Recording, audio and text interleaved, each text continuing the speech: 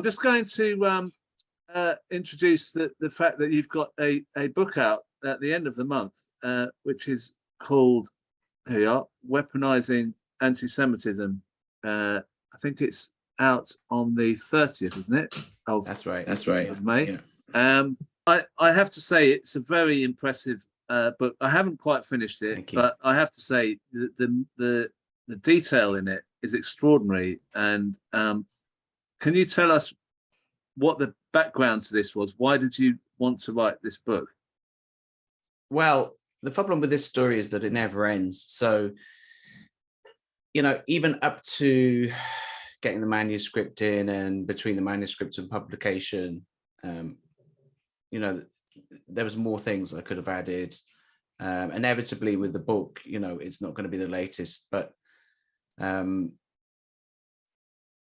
mean, as many of your viewers and participants will know, I've been reporting this story for many years, since 2015. And since Jeremy Corbyn really first entered the leadership contest, the first leadership contest in 2015, and how he was attacked in this way and the people around him were attacked in this way.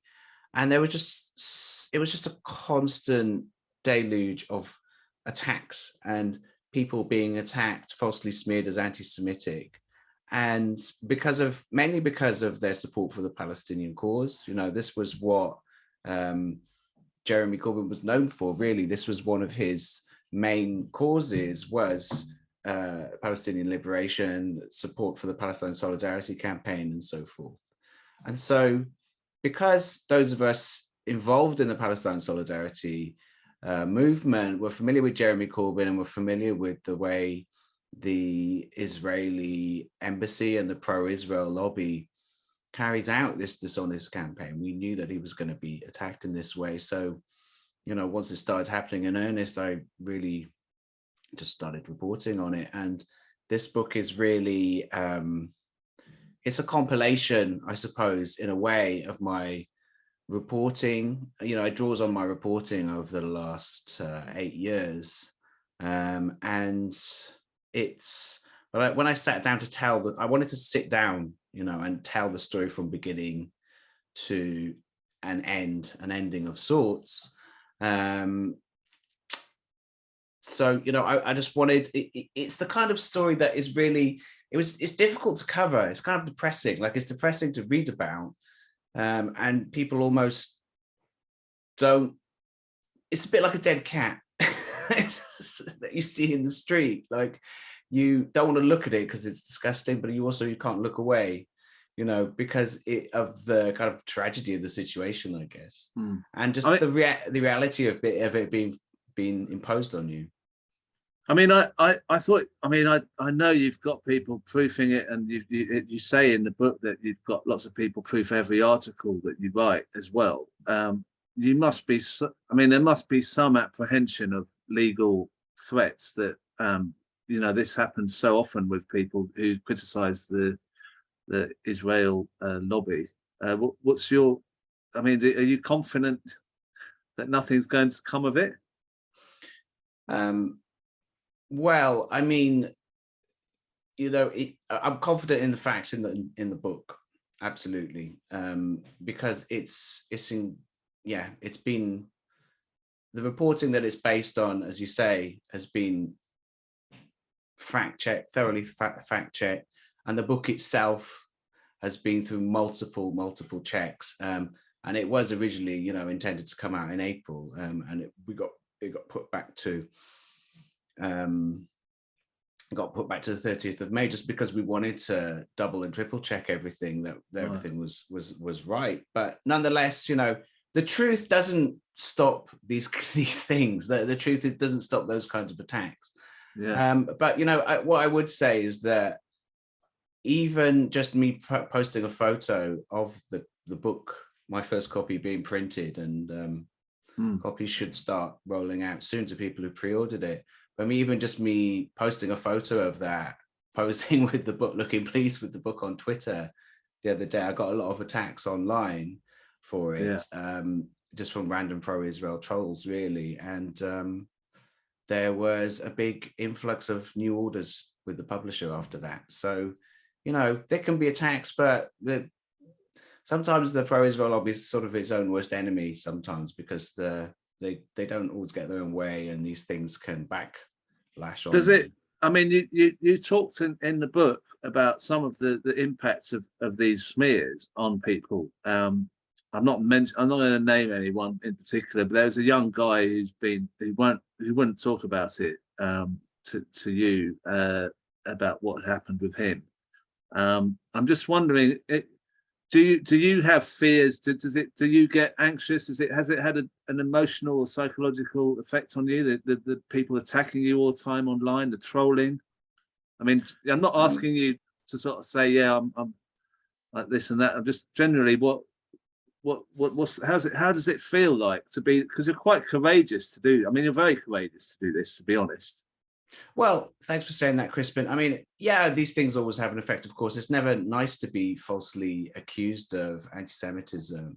But what I would say is that it probably affects someone like me a bit less, because in a way it's an occupational hazard, right? In writing about Palestine professionally, and specifically writing about Palestine solidarity campaigning in this country and in the West in general, we were familiar with the strategy in a way that I think maybe the rest of the left wasn't necessarily. I think the wider left, but once upon a time, unfortunately, the British left was actually quite pro-Israel. But those days are long gone now. And the wider left is is absolutely Palestinian human rights, and is very wise to what Israel is doing. But if that's not someone's main campaigning area, Palestine, and of course, we're all involved in different campaigns and whatnot, which are important in their different ways. But if you're not necessarily, if you support Palestine in a way, yeah, I support Palestine, but that's not what you're doing in your sort of day-to-day campaigning, then you might not necessarily be as familiar with the reality of how brutal and dishonest and just nasty the Israel lobby is and has been. And I think in 2015, 2016, that's the situation a lot of the British left was in. And so they weren't necessarily familiar with that, and they got a kind of crash course in it.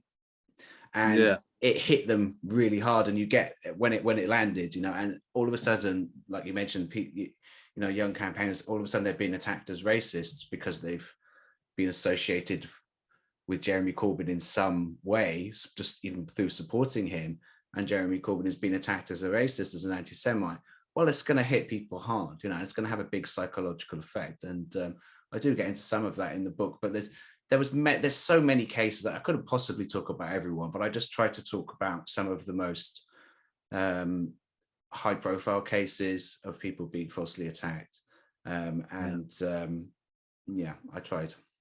Well, I want to show some of this, some of what I got from the book to people. I mean, one thing that I was not aware of was the anti-Semitism that existed within the Labour Party right at the start of the Labour Party, which you put in one of the chapters. And I'm just going to show some of that on here. And this isn't mentioned at all. I've not heard anyone mention this before. So Ramsay MacDonald, Britain's first Labour Prime Minister, heaped praise on the Jewish colonizers in Palestine. He had visited Palestine in 1922, and the resulting pamphlet was published by Pol Zion. The Zionist group was unfazed by its anti-Semitic contents. MacDonald attacked anti-Zionist Jews, who at the time were vastly in the majority, as having the blindness and the stiff-neckedness of the proud tribe of Judah at its worst. Some of the pamphlet was so extreme that it wouldn't have been out of place over in Germany in the Nazi Party publication of the time. It condemned the rich, plutocratic Jew as those whose views upon life make one anti-Semitic. He had no country, no kindred, whether as a sweater or financially, he's an exploiter of everything he can squeeze. He's behind every evil that governments do. That's Ramsay MacDonald. Then you've got Richard Crossman, who I studied A-level politics. He did a book on the Constitution. He was a respected Labour figure. And it says here, his attitude towards Palestine, its native inhabitants, verged on the genocidal. In the 1959 lecture in Israel, Kosman discussed Zionism in the context of other settler colonial movements favorably. Referring to European settlers, the white man in Africa and the Americas, he argued that no one until the 20th century seriously challenged their right, or indeed their duty, to civilize these continents by physically occupying them, even at the cost of wiping out the Aboriginal population. Like, this isn't anti-Semitic. This is just vile attack on Palestinian rights and people. Hugh Dalton, who was the Chancellor of the Exchequer in Attlee's government, he held anti-Semitic views. According to one biography of Labour chairperson Harold Lasky, who was Jewish, Dalton had a habit of referring to him as an undersized Semite with an extreme ideology. I mean, I had no idea of that. Those people should be highlighted, shouldn't they? As in history, we should be talking about them. But why? I mean, obviously, it's just crazy that we don't know this stuff. But we're being pointed at people like Jeremy Corbyn as anti-Semite when he's clearly an anti-racist all his life. Yeah, absolutely. That first quote, the first shocking quote there that you read out from Ramsay MacDonald, is in the pamphlet, is called A Socialist in Palestine. It's from 1922. I posted a link in the chat if people want. You can read it online for free yourself. You know, it's there, been uploaded a long time ago. And as you mentioned, it was Polit Zion, the Labour Zionist organization within the Labour Party at the time, who published that pamphlet. And who are Polit Zion? Well, they were the forerunner of today's Jewish labor movement. So this openly anti-Semitic stuff, where we see the Labour Party, right, has never really had a problem with anti-Semitism as long as it was pro-Israel, but Israel was seen as this useful ally to British imperialism. Now, the reality ended up being more complicated than that, you know, but that was how it was seen for a long time. You know, we see this kind of, the anti-Semitism was kind of a function of a wider British colonialism and racism, which the Labour Party of the time was very much on board with. Diane Abbott, we've just seen the Diane Abbott thing of being called her comments are anti-Semitic, apparently, when she was talking about white people in general, clearly not specifying Jewish people at all, really, when she made that comment. Yeah, I mean, look, Diane Abbott had her own view on the definition of racism, and I don't understand why we can't discuss that with the Labour Party without you know, sort of jumping down each other's throats and saying, well, you know, let's expel her, let's suspend her straight away. Of course, it's because she's on the left of the party, and the whole thing is a bit of a scam, really. I just want to go into something else that I read that might be of interest to people, which I didn't know about, was Jeremy Newmark. It says he was what was his relationship with the Jewish labor movement again? He reformed it, didn't he? Yeah, he did. He was the new national chairman for a while. Yeah. I mean, this is before he did that.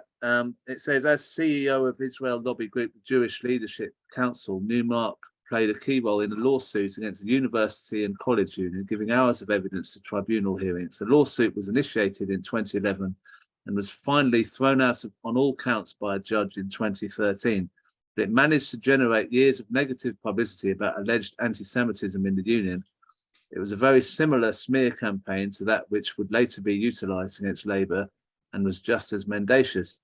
Now, you go further into that detail of that, which is, I find this interesting, that the judge, Anthony Snelson, threw the case out. He denounced it as a wreckage and devastatingly an impermissible attempt to achieve a political end by litigious means.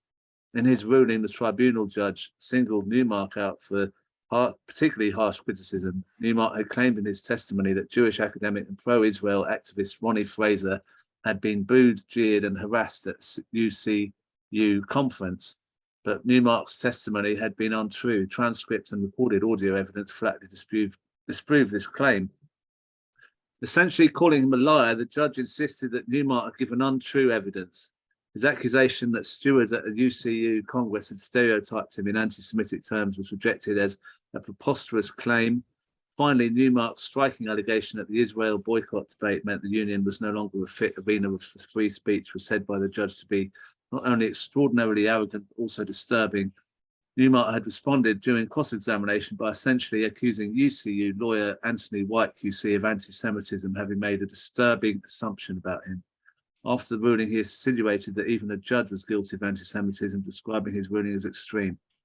For Newmark, it seems anyone disagreeing with him was by definition an anti-Semite.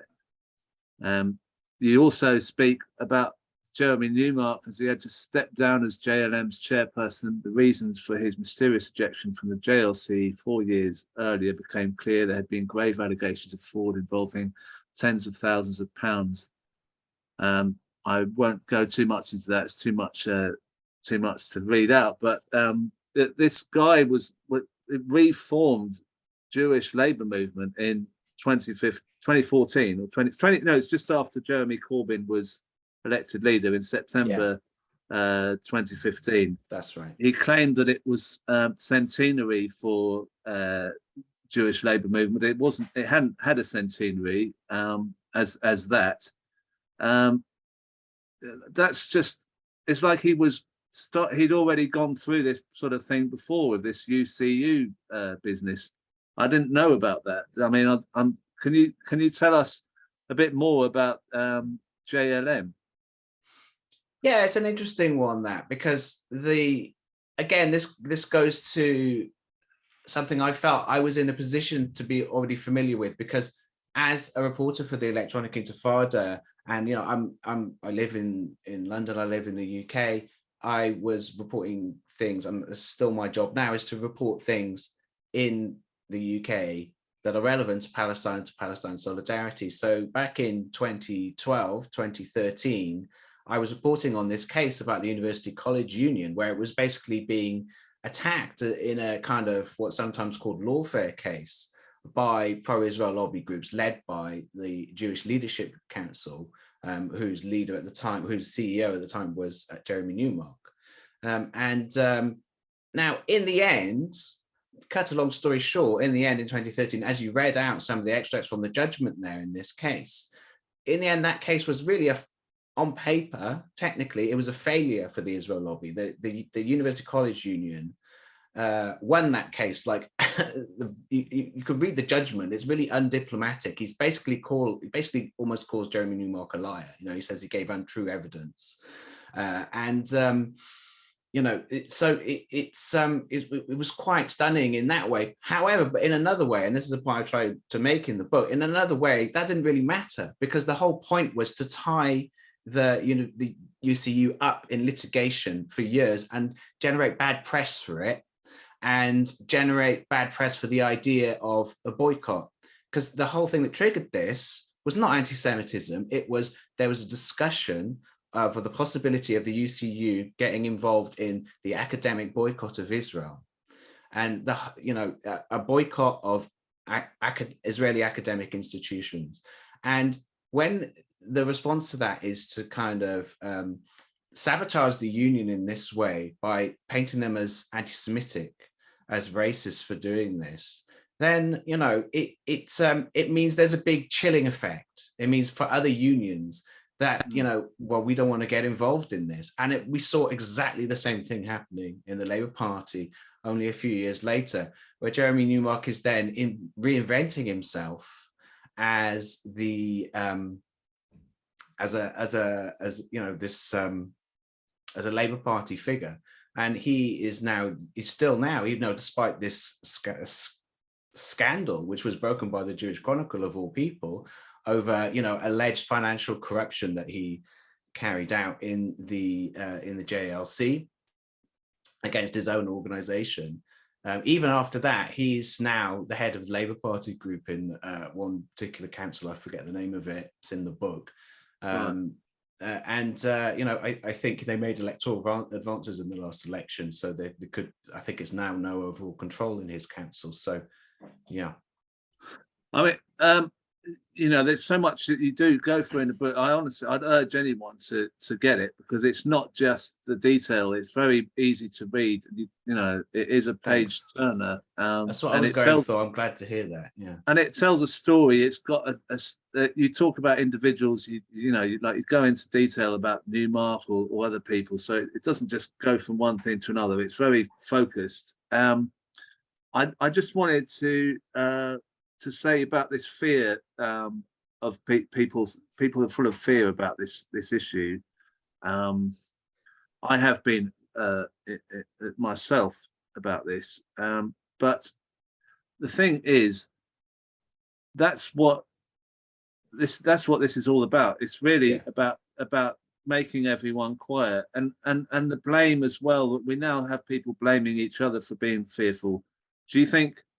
And there is a lot of people saying, "Oh, we should have fought back. We should have said more earlier." Do you understand why they were not fighting back and trying to appease? Yeah, of course. Of course. You know, I mean, it's the whole point of this campaign was to turn the movement against itself, you know, because how can you defeat a mass political movement like we saw in 2015, 2016 that was behind Jeremy Corbyn? You can't defeat it unless by dividing it against itself. And that's what happened, you know. Unfortunately, you know, I mean, I'm not going to get into naming names. I do that in the book, but you know, unfortunately, we do have people who are not sincere on the British left, I would say. So I try not to get too. I try and keep the book to the facts. Like I'm not. It's not a sort of. I don't know. It's not. I try not to get into a kind of blame game. I'm just trying to report what happened and suggest other ways that things could have gone without getting into too much. It's not vitriolic, let's put it like that. It does sort of assign blame where it's justified, but it's not vitriolic in that way. So I'm trying to recap. I mean, I sent it to one prominent former Labour Party staffer recently, and who started reading it, and that person said they found it triggering, but they're going to read the whole thing. You know, a lot of it's you know, I shouldn't laugh really, because there were some incredibly damaging things that happened to people, you know, and I probably don't even get into the worst of it in the book. You know, we hear about people who